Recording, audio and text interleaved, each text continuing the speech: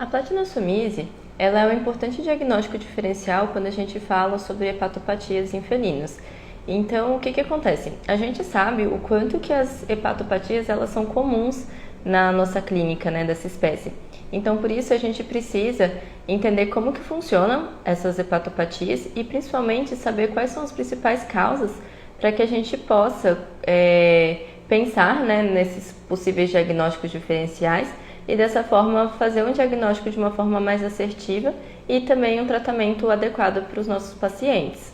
Então, falando agora um pouco sobre o parasita, a platinossomiase é causada por um trematóide chamado Platinossomo fastoso e ele acaba afetando tanto a parte hepática quanto a parte dos ductos biliares, tá?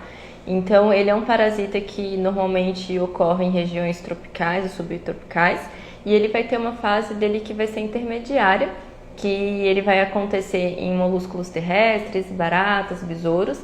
Posteriormente, esses pequenos animais vão servir de alimento, né, para animais um pouco maiores, como lagartixas e lagartos. E, por último, a fase final vai ser no gato. E isso acontece muito no gato por conta do comportamento que a gente sabe, né, que os felinos têm de predar. Então, eles predam, né, essas lagartixas, esses lagartos, e com isso eles acabam ingerindo esse parasita, né?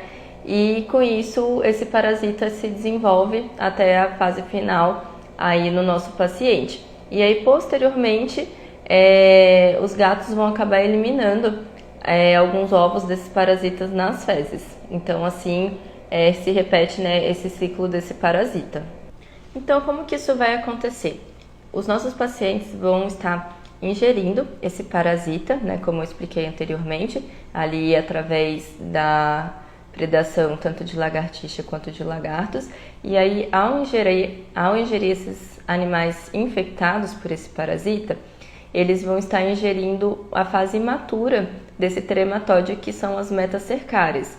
E essas metacercárias, elas vão atingir o ducto biliar e lá no ducto elas vão finalizar, né, o ciclo dela e vão se tornar adultas. E aí essa fase adulta dela que vai causar os nossos principais sinais clínicos. Então, a presença do parasita lá vai causar inflamação nesses ductos e secundária a essa inflamação, esse paciente pode apresentar colestase e até mesmo, em alguns casos, né, mais grave, a obstrução desse ducto. E com isso a gente vai ter toda aquela série de sinais clínicos, né, hepáticos por conta de colestase. E é muito importante que a gente consiga diagnosticar esse parasita de uma forma precoce, porque se a gente já pega num estágio muito avançado, pode ser que esse paciente já apresente alterações hepáticas que vão ser irreversíveis. Então é realmente muito importante a gente colocar esse parasita no nosso, né, diagnóstico diferencial de pacientes com algum tipo de hepatopatia, para que a gente consiga identificar isso o mais rápido possível e fazer o tratamento correto, para que a gente não chegue nesse ponto de pegar pacientes com alterações irreversíveis. Em relação aos sinais clínicos que esse paciente vai apresentar, vão ser sinais clínicos realmente secundários a colestases. E a intensidade desses sinais clínicos vão depender do nível de inflamação e obstrução desses ductos. Então, o paciente ele pode apresentar algia abdominal, anorexia, em alguns casos de uma colestase mais importante pode chegar a apresentar icterícia, pode ficar um paciente mais apático, tem alguns casos de pacientes que têm hipertermia, então realmente vai depender muito do agravamento dessa patologia.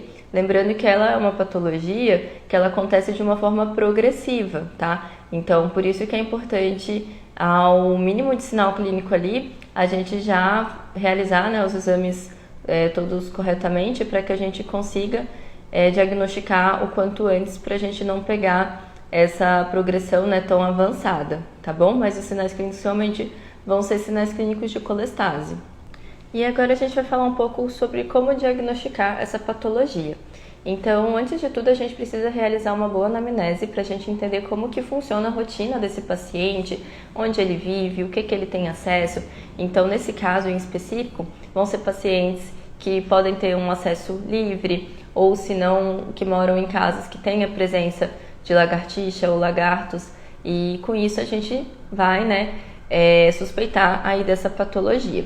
E aí a gente parte para os exames laboratoriais. Então a gente sempre vai fazer, né, um hemograma, o perfil renal, o perfil hepático, dosagem de bilirrubinas. E aí com isso, no hemograma, por exemplo, a gente pode ver presença de eosinofilia, né, por conta da presença ali do parasita. A gente pode ter alterações nas enzimas hepáticas, tanto por conta de alteração hepática, quanto também por alteração de colestase.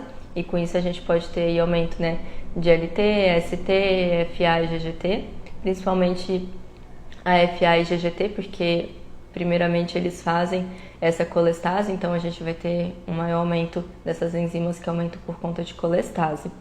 A gente pode também ter aumento de bilirrubinas, né, por conta da colestase também. E a gente vai realizar o ultrassom nesse paciente. E aí no ultrassom a gente pode evidenciar uma vesícula biliar inflamada, distendida. A gente pode ter também a distensão dos ductos biliares, ou até mesmo, né, como eu falei, chegar ao ponto de ter obstrução desses ductos. E juntamente com essas alterações de vesícula, a gente também pode ter alterações hepáticas, como hepatomegalia, né, que vão ser secundárias a essa questão da vesícula biliar. E o exame que vai fazer com que a gente feche o diagnóstico vai ser o copo parasitológico, porque como eu expliquei, o ciclo, né, desse parasita termina com a liberação desses ovos nas fezes do felino. Então, a gente encontrar esses ovos no copo parasitológico vai fechar o nosso diagnóstico para a platinossomiase. E como a gente vai tratar esses pacientes? Então, eu vou começar com um tratamento específico. O que hoje é mais utilizado é o praziquantel e a gente tem algumas opções de tipos de tratamento com praziquantel. Então, o que a gente tem em bula seria uma dose de 3 mg por quilo para gatinhos que tem até 1,8 kg e 5 mg por quilo para gatinhos que tem acima desse peso, tá? E aí a gente vai fazer uma dose única e a gente vai repetir essa dose com 15 dias, tá? Então esse é um tratamento que a gente já tem em bula. Porém, a gente tem um outro tratamento extra-bula que ele tem sido mais eficaz. Só que, como é extra-bula, a gente precisa conversar muito bem com esses tutores e passar, né, primeiro essa informação, né, de ser um tratamento extra-bula, e segundo, que a gente vai ter que ficar ainda mais de olho na questão hepática desse paciente por conta da utilização dessa medicação numa dose mais alta, tá? Então, esse tratamento seria a dose de 20 mg por quilo, tá? E aí a gente vai fazer essa dose CID por 5 dias seguidos. Então, esse é o protocolo, né, que a gente tem tido mais eficácia nesse tratamento. Porém, como eu informei, ele é extra-bula, então a gente precisa alinhar muito bem essa questão com o tutor. E aí a gente parte para os tratamentos sintomáticos. Então, o tratamento sintomático vai depender realmente muito do estágio dessa doença, né? E os sinais clínicos que esse paciente está apresentando. Então, antes de tudo, a gente precisa fazer um bom controle de dor, então avaliar bem, né, a algia abdominal desse paciente. E aí esse controle de dor vai ser feito de acordo com a intensidade da algia que esse paciente está apresentando. E esses pacientes tendem a ficar bastante nauseados por conta dessa colestase. Então, a gente pode estar utilizando antieméticos, principalmente o citrato de maroptan, que é muito eficaz, mas a gente também pode estar associando aí, por exemplo, com ondansetrona, para que a gente consiga melhorar esses sinais clínicos de náusea, né, e até mesmo vômito, e fazer com que esse paciente se realimente ou se alimente melhor, para que ele também não entre em um quadro de lipidose, né, secundário à platinossomiase. E aí a gente também, em casos de colestase, desde que não tenha obstrução do ducto, a gente pode estar utilizando também o Ursacol para ajudar a fluidificar essa bile e expelir. E com isso a gente vai ter uma melhora mais rápida, principalmente desses pacientes ictéricos. Outras medicações que eu sempre coloco no meu protocolo para esses pacientes, tanto com colestase quanto com algum tipo de hepatopatia, é o SAMI, né, como protetor hepático. A gente sabe que ele é o mais eficaz nessa espécie, então a gente precisa mandar manipular, lembrando de sempre manipular com cápsula entérica, né, para que ele realmente seja absorvido corretamente e faça o efeito dele corretamente. E também acetilcisteína como antitóxico. Então, com a utilização dessas medicações, eu vejo uma resposta muito mais rápida desses pacientes.